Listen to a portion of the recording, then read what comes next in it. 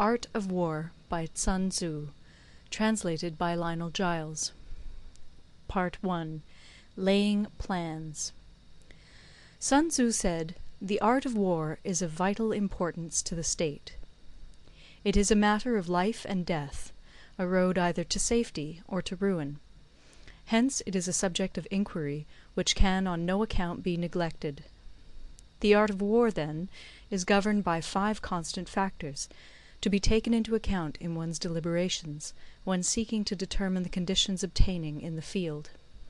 These are 1. The moral law, 2. Heaven, 3. Earth, 4. The commander, 5. Method and discipline. The moral law causes the people to be in complete accord with their ruler, so that they will follow him regardless of their lives, undismayed by any danger. Heaven signifies night and day, cold and heat, times and seasons. Earth comprises distances, great and small, danger and security, open ground and narrow passes, the chances of life and death. The commander stands for the virtues of wisdom, sincerity, benevolence, courage, and strictness. By method and discipline are to be understood the marshalling of the army in its proper subdivisions, the graduations of rank among the officers, the maintenance of roads by which supplies may reach the army, and the control of military expenditure. These 5 heads should be familiar to every general. He who knows them will be victorious. He who knows them not will fail. Therefore, in your deliberations, when seeking to determine the military conditions, let them be made the basis of a comparison in this wise. 1. Which of the 2 sovereigns is imbued with the moral law? 2. Which of the 2 generals has most ability? 3. With whom lie the advantages derived from heaven and earth? 4. On which side is discipline most rigorously enforced? 5. Which army is stronger? 6. On which side are officers and men more highly trained? 7.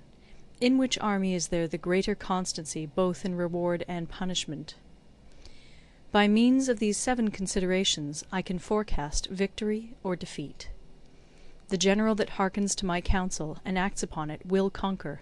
Let such a one be retained in command. The general that hearkens not to my counsel nor acts upon it will suffer defeat.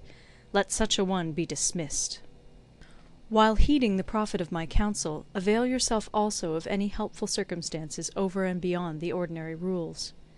According as circumstances are favourable, one should modify one's plans. All warfare is based on deception. Hence, when able to attack, we must seem unable. When using our forces, we must seem inactive. When we are near, we must make the enemy believe we are far away. When far away, we must make him believe we are near. Hold out baits to entice the enemy, feign disorder, and crush him. If he is secure at all points, be prepared for him. If he is in superior strength, evade him. If your opponent is of choleric temper, seek to irritate him. Pretend to be weak, that he may grow arrogant. If he is taking his ease, give him no rest. If his forces are united, separate them. Attack him where he is unprepared. Appear where you are not expected. These military devices, leading to victory, must not be divulged beforehand. Now the general who wins a battle makes many calculations in his temple ere the battle is fought. The general who loses a battle makes but few calculations beforehand.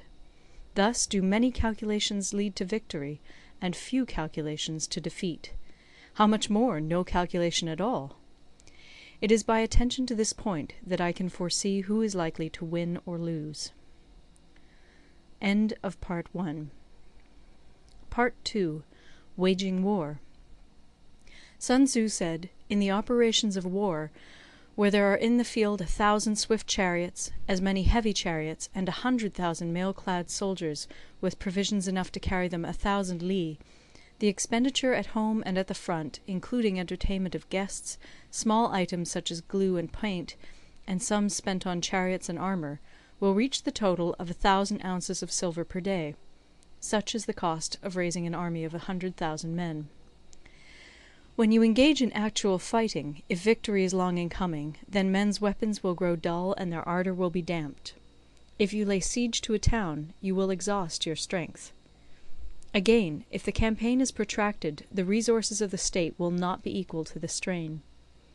Now, when your weapons are dulled, your ardour damped, your strength exhausted, and your treasure spent, other chieftains will spring up to take advantage of your extremity. Then no man, however wise, will be able to avert the consequences that must ensue. Thus, though we have heard of stupid haste in war, cleverness has never been seen associated with long delays.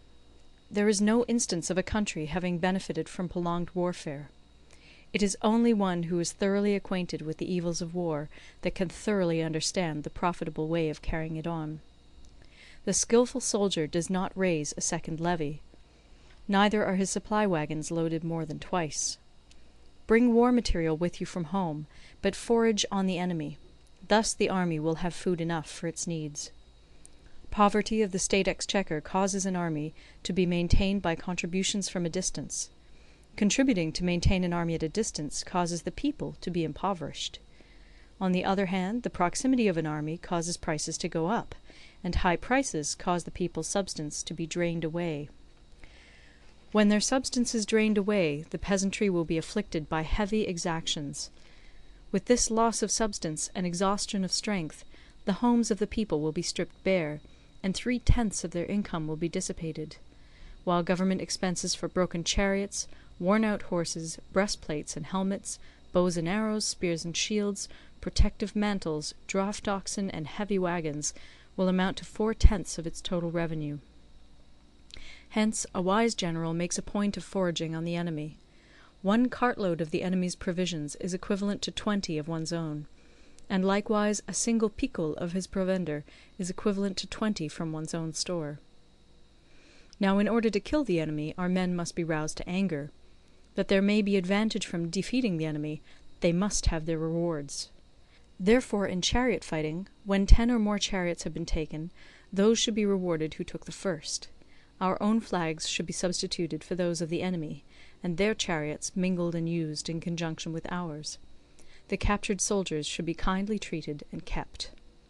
This is called using the conquered foe to augment one's own strength. In war, then, let your great object be victory, not lengthy campaigns. Thus it may be known that the leader of armies is the arbiter of the people's fate, the man on whom it depends whether the nation shall be in peace or in peril. End of Part 2.